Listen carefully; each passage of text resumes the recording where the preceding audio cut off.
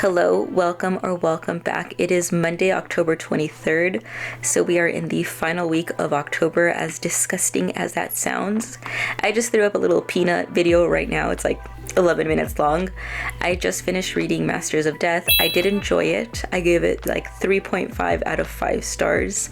I'm going to read another book that I had picked up in that Target book haul, and it is Black Candle Women. I don't really know much about it. I don't think I've seen anybody talk about it.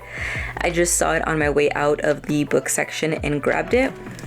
I'm super hungry right now, so I'm going to heat myself up some food, sit down, and read this. Good morning. It is now Tuesday. So I read 5 chapters of Black Candle Women last night. I already know I'm going to enjoy this book. It reminds me of A Secret History of Witches by Louisa Morgan, or Practical Magic by Alice Hoffman. It just has those elements that I enjoy. So you have a few generations of women in a family. They were originally from New Orleans and they have moved to Long Beach, California. They practice voodoo, although this isn't like really known to the youngest member of the family. So you have the grandmother, Augusta, and she explains her story and how she got into voodoo. So she was like, I think, the first member, at least like that they know of, that was practicing voodoo. And she had a daughter, Madeline, and we don't see or hear too much of Madeline, at least right now. Basically, she was kind of like an absentee mother. So Augusta was raising her granddaughters, Willow and Victoria, and she brought them down to Long Beach, California, where Victoria eventually had Nikki. Nikki is now 17 years old, and this book opens up on her birthday. And she does something she has never done before, which is bring a boy home. Nikki is kind of a loner, so she didn't even bring like girls home to like just like as friends. So the family feels like there's something significant in her bringing a boy, which is conflicting because the family hasn't disclosed to Nikki that they practice voodoo. They were waiting for her 17th birthday to start showing her like what they do and what they practice and why.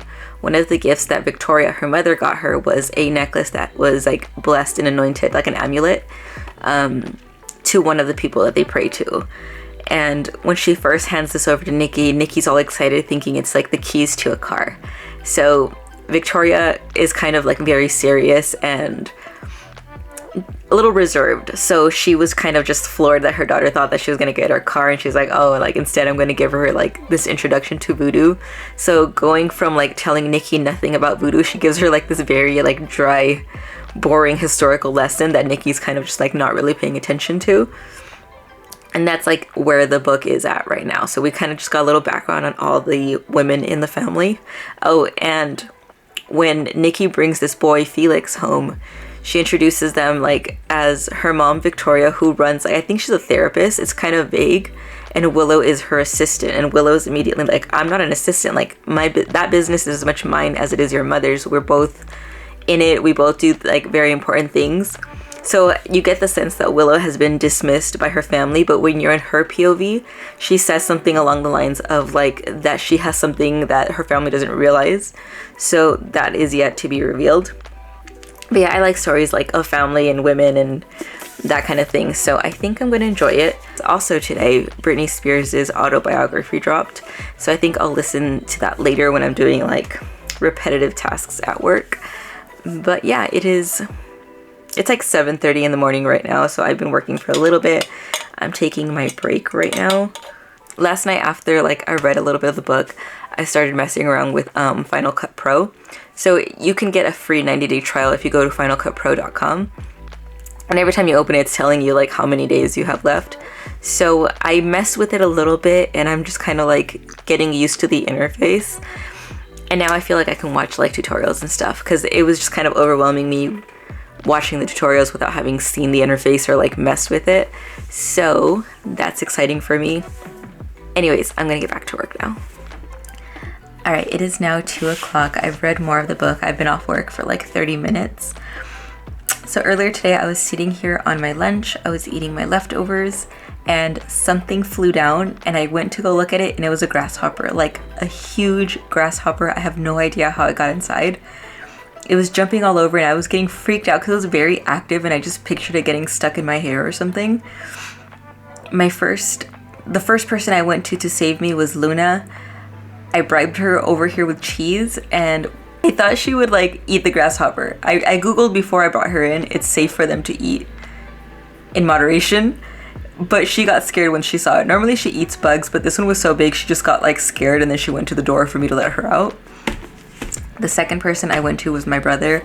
We have like a shared yard, and he was outside working out, like lifting weights, and he's an amputee, so he was like, I don't have my leg, like if it jumps, like you're gonna have to jump in. And he trapped it with like this container, and as he was holding it, that's when he started negotiating. And basically I have to make him spaghetti and watch the perks of being a wallflower with him again. Anyways, I have been enjoying this book. It has been frustrating reading all the POVs, because there's certain things where it's like they each have their secrets, where it's like if they kind of just came together, they would know what each other was doing or up to. The mother is getting on my nerves, and like I'm a mother to a 13-year-old, she is a mother to a 17-year-old, so it's a little different, but it's just like the invasion of privacy she gives her, and just like how she takes a lot of her life is crazy to me. So Victoria had bought Nikki this camera so she could take a photography class. In the photography class, she meets a boy, Felix, and that's the boy that she had brought down. So the mom decides to she's like, oh, I'm gonna sell your camera. It's not like, you're not gonna use it. It's not the best camera. Your phone's better. I'm just gonna sell it. So she doesn't ask, like, do you want to sell it? She just kind of takes it from her. Also, Nikki has her own laptop that she uses like upstairs as a teen would. And her mom tells her, like, you know what, why don't you bring it downstairs and keep it there? That way your aunt can use it too. And Nikki doesn't even like argue this. She just kind of looks shocked as her mom's just like treating her this way. So definitely Victoria is the POV I don't like. And in Willow's POV, you understand that as they're growing up, they're told that one of them will inherit like the power or the blessing of their ancestor, because there is just one in each generation. And Willow hopes it's her, but then she goes away on a trip and she finds out that her grandmother decided it's Victoria, and that she's going to pay for her school and do all these things for her. So Willow felt like she was robbed of that chance. But she's the one that like embraces life more, enjoys life more, and makes things easier for everybody. So she doesn't like rock the boat. But Willow is definitely she definitely has her issues as well, but she's a more enjoyable character to read. Nikki as well, she's not irritating me. Like a lot of times when I read like the teen POV, it'll get on my nerves, but she's just like very level-headed.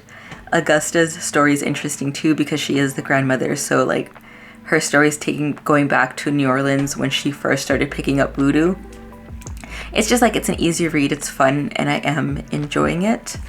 I am off of work right now. It's 2 o'clock. I have like random errands to do this week. I had to take back my boxes to Spectrum because I switched over to Frontier last week, and so far I'm not enjoying it. I do have to contact Frontier to see if like they can fix it or send somebody back out, because like TVs and like even my phone, it'll keep getting disconnected from the internet where it's just spinning, and that's not a problem I had with Spectrum before. So that's something I have to take care of. Oh, and I have to go, actually I should go do that right now. And at Iggy's new school, he has like a new caretaker. Like, what is she? Like a teacher's aide, and she actually rides the bus with Iggy, and she's with him all day. That wasn't how it happened at his old school. He used to have like someone ride on the bus with him, and then he would have like a different person in classroom. And his old classroom had a lot of kids. This school has like 7 or 8 kids, so he gets more attention, and he's with this woman all day. And his respite care people have like come and dropped out, and they've never been reliable. And my brother was doing it for a little bit, but now I asked the lady like if she would want to be his respite care. So it's like a few hours a week, and like I just feel like she would have wanted it. I didn't pressure her. She just made like some comments where like, she picks up like extra shifts and stuff. So she agreed. She's like, oh yeah, I would love it. She's like, but I'm with this agency. So I switched Iggy to that agency, and I have to go pick up the paperwork. So I might just go do that now.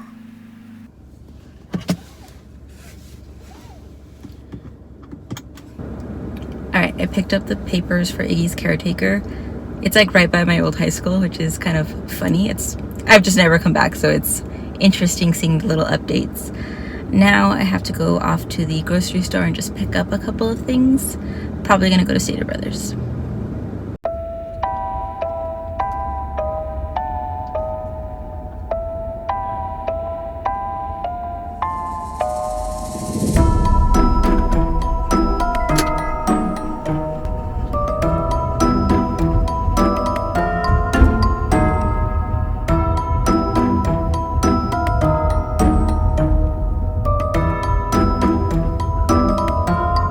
Alright, I finished Black Candle Women a couple of nights ago. I thoroughly enjoyed it. I also managed to get the ugly Target sticker off of that. I really wish they would stop doing that.